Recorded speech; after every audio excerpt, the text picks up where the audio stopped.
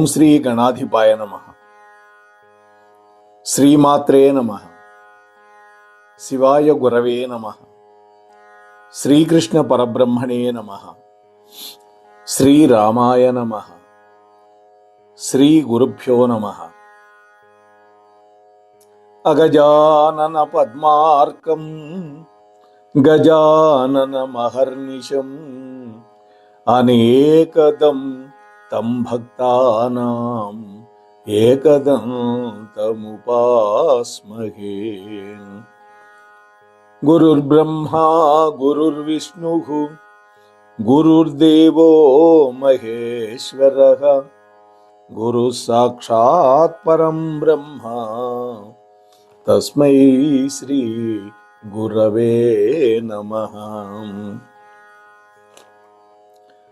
తొలుత అవిఘ్నమస్తనుచు ధూర్జటి నందన నీకు మృక్కెదన్ ఫలితము సేయుమయ్యా నిను ప్రార్థన చేసెద ఏకదంత.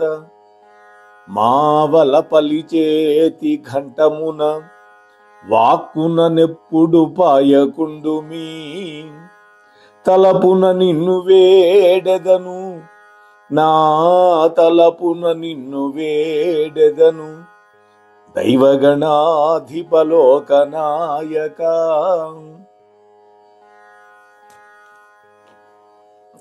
ఈ సంవత్సరం వినాయక చవితి ఆగస్టు 27వ తేదీ వస్తోంది. అందువల్ల ఈ వినాయక చవితి పండగని పురస్కరించుకొని గణపతి గురించి కొన్ని విషయాలు మనం ఈరోజు మాట్లాడుకుందాం.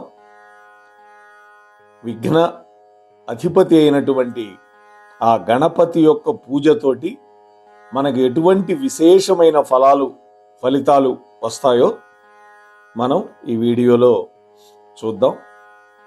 ఈ వీడియోని వీక్షిస్తూ ఉన్నటువంటి భక్తామ తల్లులకు తండ్రులకు ముందుగా మా మోహనవాణి ఛానల్ తరఫున సాధువాదాలు చెల్లించుకుంటూ ఉన్నాను. శాస్త్రం ఏం చెప్పిందంటే ఆదౌ పూజ్యో గణాధిపః అన్నది.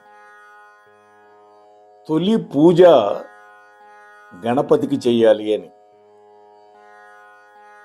ఇది నిర్ణయం చేసినటువంటి వాడు శంకరుడు.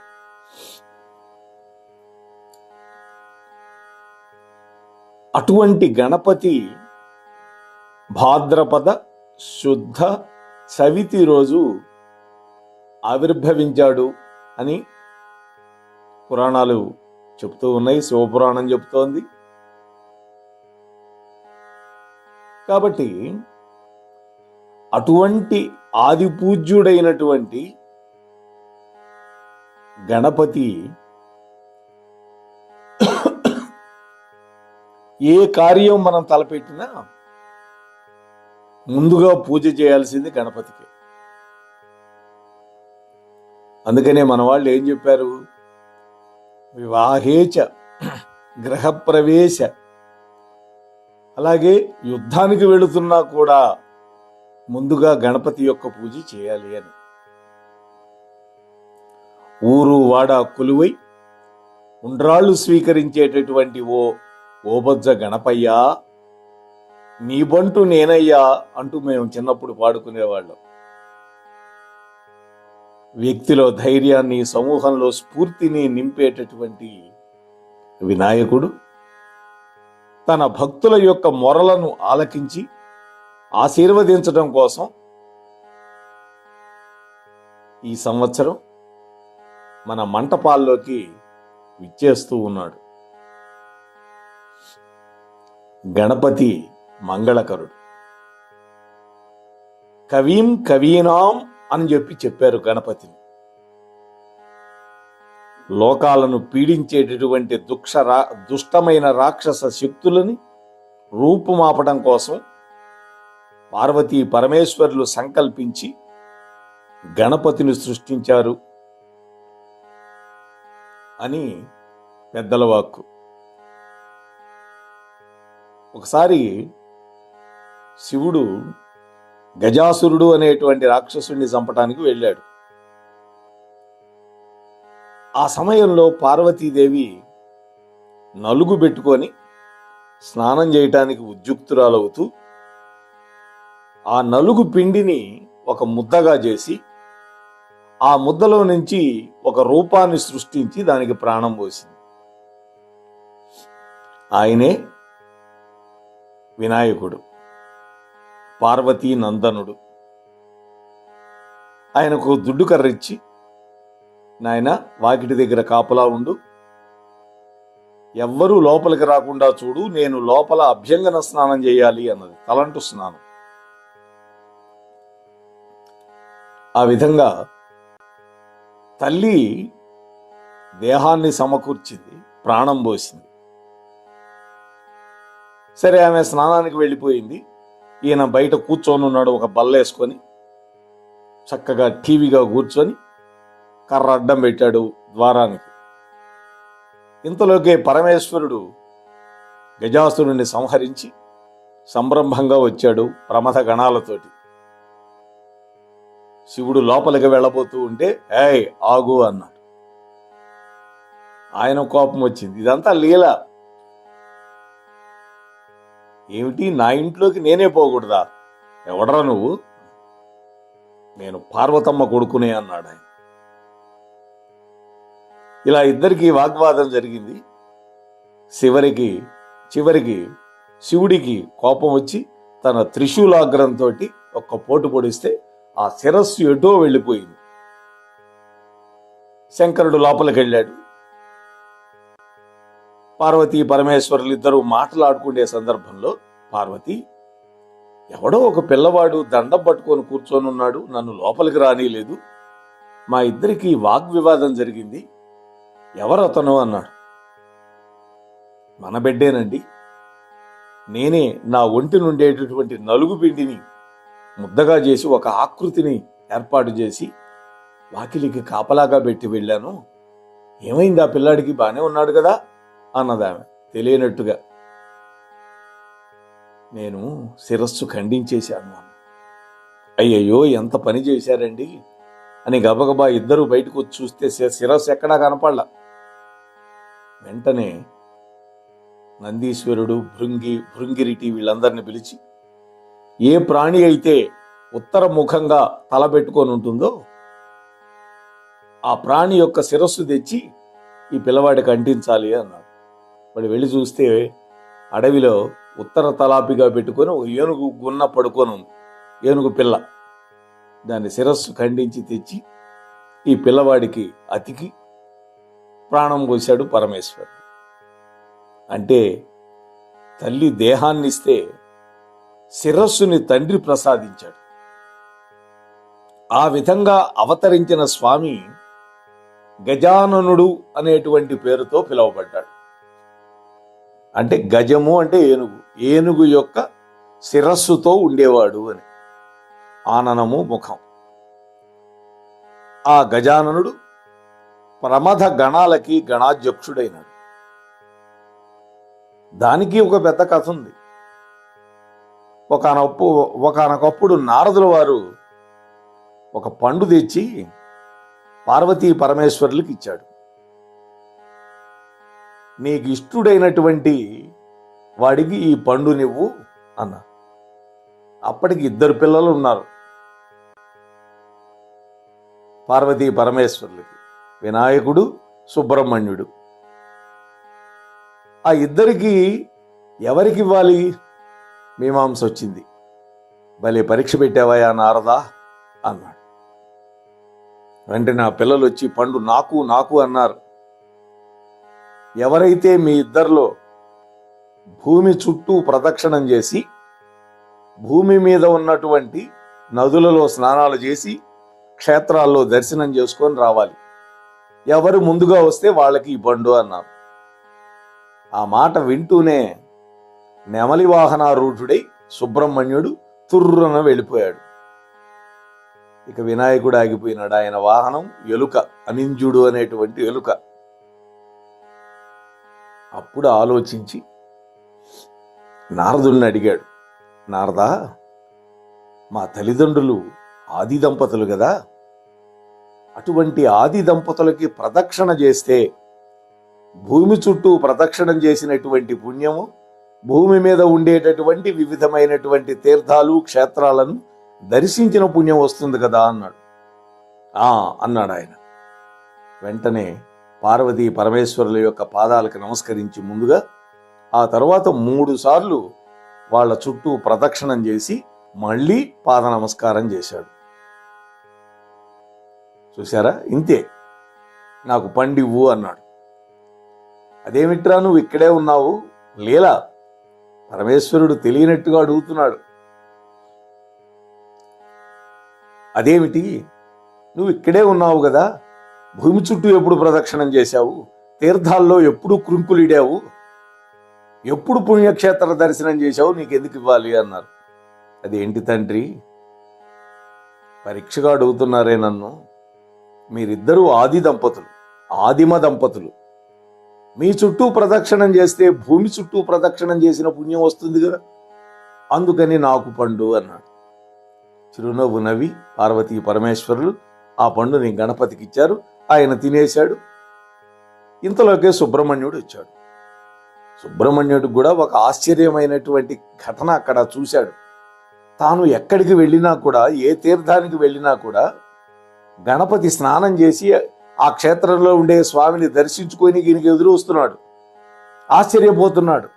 ఏమిటి ఇంత వేగంగా నేను నెమలి వాహనం మీద వెళితే మా అన్నయ్య ఎలా రాగడిగాడు అనుకుంటున్నాడు. చివరికి తన ఓటమిని ఒప్పుకున్నా ఇది మోసం అన్నాడు. చూసారా, అది కూడా ఒక లీల. సుబ్రహ్మణ్యుడు మనల్ని అనుగ్రహించడానికే. అప్పుడు ఆయన అక్కడి నుంచి అలిగి వెళ్ళిపోయినాడు. ఆయన వెళ్ళినటువంటి పర్వతం క్రౌంచ పర్వతము అని పేరు. అదే శ్రీశైలం. ఆ శిఖర దర్శనంలో ఆ కింద సుబ్రహ్మణ్య స్వామి దేవాలయం ఉంటుంది చూడండి. కాకపోతే తమిళం వాళ్ళు ఏం చెప్తారంటే పళని క్షేత్రము అంటారు దాన్ని. అంటే పళం నీ, పండే నీవయ్యా. అవయ్యారని సుబ్రహ్మణ్య స్వామి మహాభక్తురాలు. అలా అలిగి వస్తే ఆ సుబ్రహ్మణ్య స్వామి దగ్గరకు వచ్చి పళం నీయప్ప, జ్ఞాన పళం నీయప్ప, తమిళ్ జ్ఞాన పళం నీయప్ప అని అద్భుతమైన పాట. ఆ నటన చేసినటువంటి తల్లి కేపీ సుందరాంబాళ్. అద్భుతమైన గాత్రం. మీరు ఎవరికైనా ఆసక్తి ఉంటే యూట్యూబ్లో కొట్టండి కేపీ సుందరాంబాళ్. మీకు ఆమె పాడినటువంటి సుబ్రహ్మణ్య స్వామి పాటలు వస్తాయి.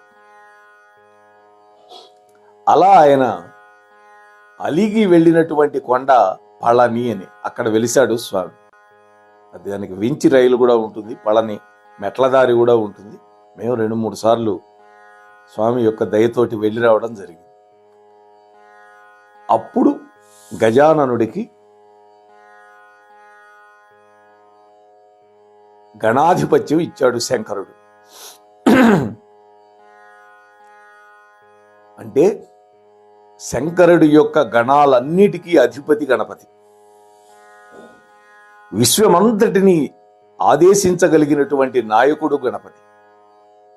లోకంలో సామరస్య భావానికి అంకురారోపణ చేసినటువంటి వాడు చైతన్య ప్రదాత, వేదవేద్యుడు, ప్రణవస్వరూపుడు గణపతి. ఇచ్ఛాశక్తి, జ్ఞానశక్తి, క్రియాశక్తి స్వరూపుడు గణపతి. వక్రతుండ మహాకాయ కోటి సూర్య సమప్రభ నిర్విఘ్నం కురు మే దేవా సర్వకార్యేషు సర్వదా అని శ్లోకం. వక్రతుండము అంటే వంకర తిరిగినటువంటి తొండం, మహాకాయం, శూర్పకర్ణం, చేటల వంటి చెవులు ఏనుకలా ఉంటాయి.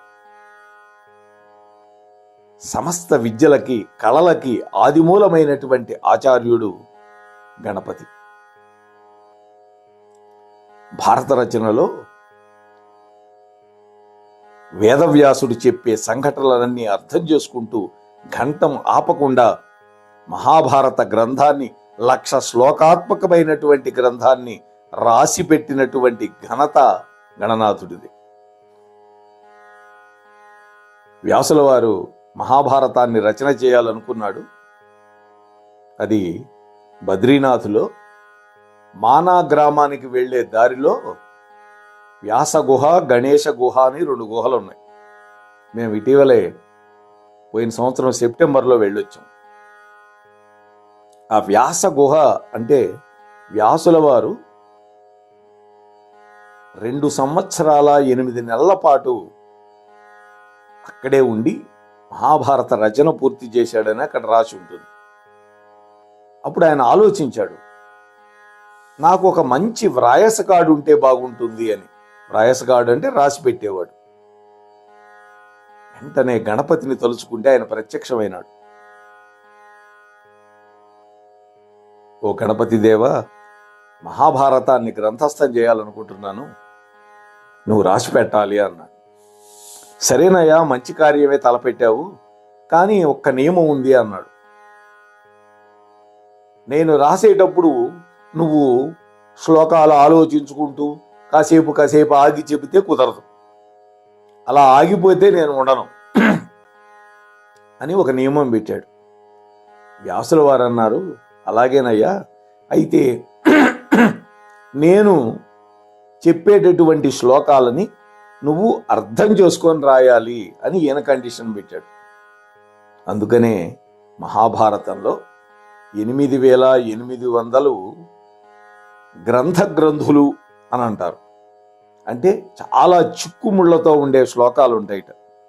ఇప్పటికీ గొప్ప గొప్ప వ్యాఖ్యాతలు కూడా వాటికి అర్థాన్ని చెప్పలేకపోతున్నారు. ఈ విధంగా ఇద్దరు పెట్టుకొని నియమాలు మహాభారతాన్ని పూర్తి చేశారు. కాబట్టి మనకి మహాభారతాన్ని అందించినటువంటి వాడు గణపతి ద్వారానే మనకు అందింది వ్రాతప్రతి.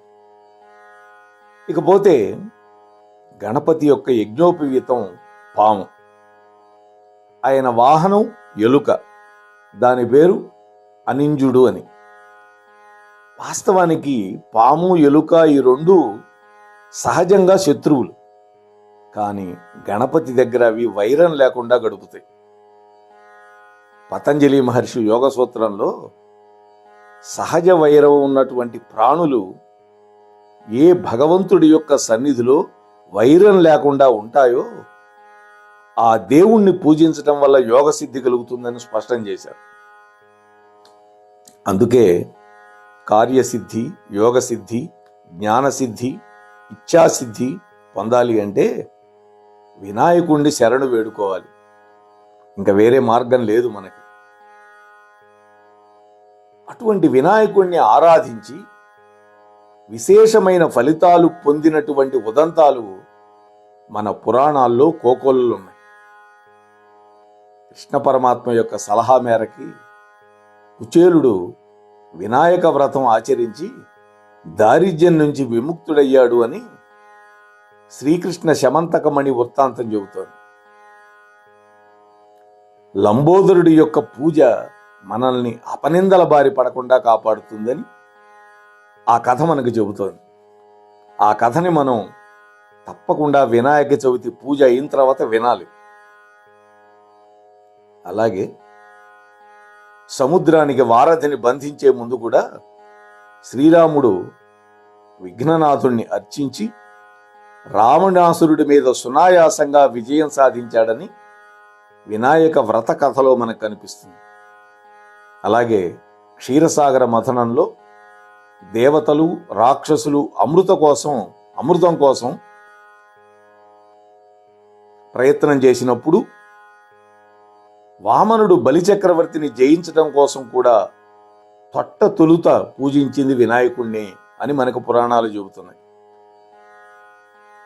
వనవాసం పూర్తి చేశాక పాండవులు వినాయక వ్రతం చేసి అజ్ఞాతవాసం కూడా నిర్విఘ్నంగా పూర్తి చేసుకొని కురుక్షేత్ర సంగ్రామానికి వెళ్ళినట్లుగా మహాభారత గ్రంథంలో మనకు కనిపిస్తుంది. శివభక్తుడైన రావణాసురుడు ఆత్మలింగం పొందే ముందు వినాయక వ్రతం చేయల. అందుకే విఘ్నం వాటిల్లి ఆ దశకంఠుడి యొక్క కోరిక నెరవేరలేదు. వినాయకుడే వచ్చి ఆయన సముద్రానికి వెళ్ళి సంధ్యావందనం చేసుకొని వస్తాను, కాసేపు పట్టుకోమని చెప్పాడు. బాలుడు రూపంలో వచ్చిన వినాయకుడిని నేను 3 సార్లు పిలుస్తాను, నువ్వు గనక రాకపోతే ఇక్కడ పెట్టేసి వెళ్ళిపోతానన్ను. ఆయన వెళ్ళాడు, స్నానం చేస్తున్నాడు, సంధ్య వార్చుకునే సమయంలో 3 సార్లు పిలిచాడు.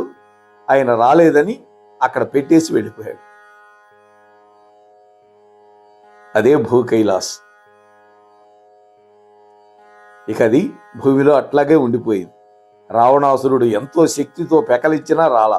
భూమి కదిలింది కానీ లింగం రాలా. అంటే అదొక లీల. మనకి ఒక క్షేత్రం వచ్చింది.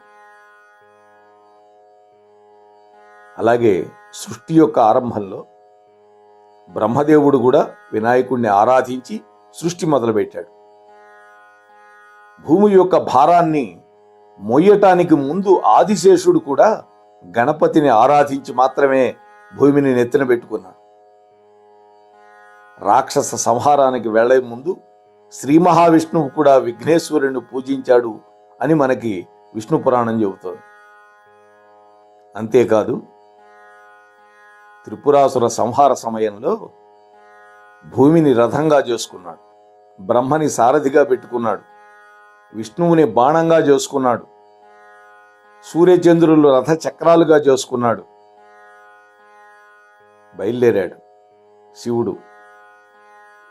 అంతే, భూమి యొక్క ఆ రథచక్రాలు దిగబడిపోయినాయి. ఏమిటయ్యా బ్రహ్మ, సరిగ్గా నడుపుతున్నావా రథాన్ని అన్నాడు. నేను సరిగ్గానే నడుపుతున్నాడు స్వామి, మీరే ఒక్క పని చేయటం మర్చిపోయినారు అన్నాడు. ఏమిటయ్యా బ్రహ్మ చెప్పు అన్నాడు శివుడు. మీరు విఘ్నేశ్వరుడి యొక్క పూజ చేయలేదు. రథం ఎక్కే ముందు, యుద్ధానికి వెళ్లే ముందు ఆయన్ని పూజించలా, అందుకనే ఈ విఘ్నం అన్నాడు. అదేంది, నా కొడుకే కదా అన్నాడు. మీ కొడుకైనా మీరే కదా ఆయనకి ఇచ్చింది వరం, విఘ్నాధిపత్యం ఇచ్చారు కదా, అందువల్ల రథం కుంగిపోయింది అన్న. ఒక లీల. శంకరుడు తనంతట వాటికి కూడా తన పుత్రుడైనటువంటి వినాయకుడిని పూజించనందల ఏ విధంగా విఘ్నం వచ్చిందో చెప్పడం కోసం ఈ లీల చేశాడు పరమేశ్వరుడు గబగబా రథం దిగి అప్పటికప్పుడు వినాయకుడిని పూజ చేసి మళ్ళీ రథం ఎక్కి ఆ త్రిపురాసుర సంహారం చేశాడు అని మనకి శివపురాణం చెబుతుంది. మన భారతీయులు జరిపే అన్ని పండగల్లో కూడా అత్యంత ప్రశస్తమైంది వినాయక చవితి. ఈ వినాయక చవితికి 21 రకాల పత్రి కావాలి. పత్రి అంటే ఆకులు. దానికి మా చిన్నతనంలో 50 ఏళ్ల క్రితం మాట, ఇప్పుడు నాకు 65 ఏళ్ళు, 50 ఏళ్ల క్రితం మా బంధువులు అన్నంరాజు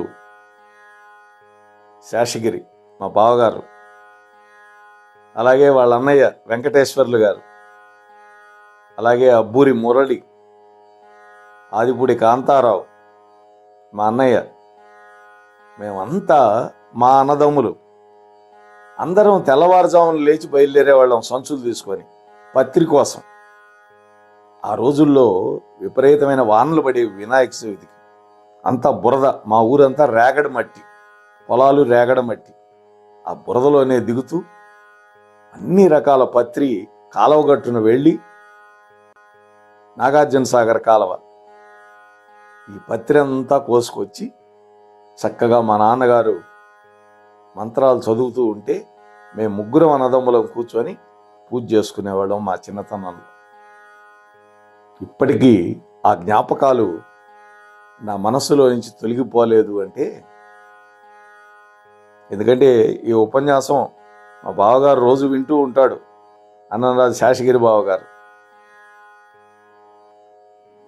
అంత మధుర స్మృతులు అవన్నీ. దానికి ఆ 21 రకాల పత్రి ఏమిటి అనే దానికి కూడా పద్యం ఉన్నది. సిద్ధి విఘ్నేశ్వర నిన్ను ప్రసిద్ధిగా పూజింతు వనరంగ 21 పత్రి దానిమ్మ మరువము దర్భ విష్ణుక్రాంత ఉమ్మెత్త దుర్వారవు తరేణి కలువలు మారేడు గన్నేరు దేవకాంచన రేగు దేవదారు అగరు గంధక్షతల్ ధూపదీప నైవేద్యముల్ వసగి నిన్ను పూజింతు కోర్కెలలరా అని ఆ 21 రకాల మాచపత్రి గరిక మంచి మొలక అని దాంట్లో ఉన్నాయి. అయితే ఇవాళ రేపు భక్తి వెర్రితలలు వేస్తోంది, దానికి బాధ కలుగుతోంది. వినాయక పందిళ్ళు వేస్తున్నారు, అందులో లొల్లాయి పాటలు పెడుతున్నారు, భక్తి పాటలు లేవు. గణేష నిమజ్జనం రోజు తాగి తందనాలాడేటటువంటి బ్యాచ్ తయారైంది. అలాగే వినాయక విగ్రహాలను కూడా దిక్కుమాలినటువంటి ప్లాస్టర్ ఆఫ్ ప్యారిస్ ఇటువంటి వాటితో తయారు చేస్తున్నారు. అవి నీళ్లల్లో కలిపినా కూడా కరగనటువంటి పరిస్థితి. దానివల్ల జల కాలుష్యం ఏర్పడుతుంది. అందుకనే మట్టితో తయారు చేసిన వినాయకుళ్ళని మాత్రమే వాడుకోవాలి. దానివల్ల పర్యావరణానికి హాని జరగకుండా ఉంటుంది. అంతేకాదు, ఇప్పుడు చెప్పుకున్నటువంటి ఆకులలో ఔషధ గుణాలు ఉంటాయి. మనకి శ్రావణ భాద్రపదాలు 2 వర్షకాలం. నదులలో నుంచి నీరు ప్రవహిస్తుంది కదా, మట్టితో కలుసుకొని. ఆ నీళ్లే మన చెరువుల్లో కూడా వస్తాయి. గ్రామాల్లో మాది చెరువే. ఆ చెరువులోకి అటువంటి నీళ్లు వచ్చినప్పుడు అవన్నీ అశుద్ధంగా ఉంటాయి. సూక్ష్మజీవుల నిలయంగా ఉంటుంది, బురదమయంగా ఉంటుంది. ఈ భాద్రపద మాసంలో వచ్చే చవితి రోజు, శుద్ధ చవితిని, ఈ పూజ చేసిన తర్వాత ఈ నిర్మాల్యాన్ని తీసుకెళ్లి చెరువులో కలిపేవాళ్ళం, చెరువులో బావుల్లో. అప్పుడు ఆ నీళ్లు శుభ్రపడతాయి, ఔషధ గుణాలు సంతరించుకుంటాయి. ఎన్ని చెప్పారో చూడండి మన వాళ్ళు, మన పూర్వీకులు. అయితే వినాయకుడికి తులసి దళం మాత్రం వెయ్యకూడదు. కొన్ని గ్రంథాల్లో వినాయక చవితి రోజు వెయ్యొచ్చు అని అంటున్నారు, కానీ శాస్త్రం అది దానికి అంగీకరించదని ప్రవచనకారులు కొంతమంది చెబితే నేను విన్నాను. కాబట్టి ఆ వినాయక చవితి రోజు చక్కగా మట్టి ప్రతిమలు మాత్రమే తెచ్చుకొని, ఈ 21 రకాల పత్రి తెచ్చుకొని చక్కగా భక్తితోటి పూజించి, గణపతికి ఉండ్రాళ్ళు, కుడుములు, మరి ఆయన కొబ్బరికాయ, వడపప్పు, పానకం ఇవన్నీ సమర్పించి స్వామికి నివేదించి ఆ తరువాత ఆ పదార్థాలను మనం పుచ్చుకోవాలి. అప్పుడు మనకి ఆరోగ్యం. ఎన్ని చెప్పారో ప్రతి పండగలో కూడా ఆ పండగ వచ్చేటటువంటి సీజన్ని బట్టి, ఆ కాలాన్ని బట్టి దాంట్లో ఉండేటటువంటి మెళకువలన్నీ కూడా మనం గనక గ్రహించగలిగితే తప్పకుండా మనకి ఎక్కువ ప్రయోజనం కలుగుతుంది. అంతే తప్ప ఆడంబరాలు, ఆర్భాటాలు వీటి వల్ల ప్రయోజనం శూన్యం. వాటికి ఎంత దూరంగా ఉంటే అంత మంచిది. పర్యావరణానికి హాని కలిగించే హక్కు, అధికారం మనకు లేనే లేదు. మనతో పాటు సమస్త ప్రాణులు ఈ భూమి మీద బతుకుతున్నాయి. మనం బాగుండాలి, సమస్త ప్రాణులు బాగుండాలి. ఈ విషయాన్ని దృష్టిలో పెట్టుకొని వినాయక చవితి పండగని భక్తి శ్రద్ధలతోటి జరుపుకొని ఆ విఘ్న వినాయకుడి యొక్క అనుగ్రహానికి మనం అందరం పాత్రులమవుదాం అని మీతో సవినయంగా మనవి చేస్తూ, మీకు నచ్చితే ఒక లైక్ ఇవ్వండి, మీ కామెంట్ పెట్టండి, మీ బంధుమిత్రులకి షేర్ చేయండి. ఇంకా సబ్స్క్రైబ్ చేసుకొని ఉండకపోతే దయచేసి వెంటనే సబ్స్క్రైబ్ చేసి ఈ ఛానల్ని మీతో పాటు 4-5 చేత కూడా సబ్స్క్రైబ్ చేయించండి. ఈ వీడియోని మోహనవాణి పాడ్కాస్ట్ ద్వారా ప్రసారం చేసినటువంటి అక్కునూరి వారికి మరొక్కసారి కృతజ్ఞతలు తెలియజేసుకుంటూ ముగిస్తూ ఉన్నాను. స్వస్తి సర్వేష. మన కార్యక్రమాలు నచ్చితే ఒక లైక్ చేయండి, మాకు ఎంతో ఎంకరేజ్మెంట్గా ఉంటుంది. అలాగే కామెంట్ చేయండి. కామెంట్ చేస్తే మేము మంచి క్వాలిటీ కంటెంట్ అందించడానికి దోహదపడుతుంది. ఆడియోస్ని షేర్ చేయండి. ఆడియోని షేర్ చేస్తే మన ఛానల్ అభివృద్ధి చెందడానికి ఉపయోగపడుతుంది. ఇంతవరకు మన కార్యక్రమాన్ని చూస్తూ ఎంజాయ్ చేస్తున్నట్లయితే, ఒకవేళ సబ్స్క్రిప్షన్ కనుక చేయలేకపోతే ఇప్పుడే ఈ క్షణమే సబ్స్క్రైబ్ చేసుకుని ఆ పక్క నుండి బెల్ బటన్ మోగించండి. వినండి, వినిపించండి, వింటూనే ఉండండి మోహనవాణి తెలుగు పాడ్కాస్ట్.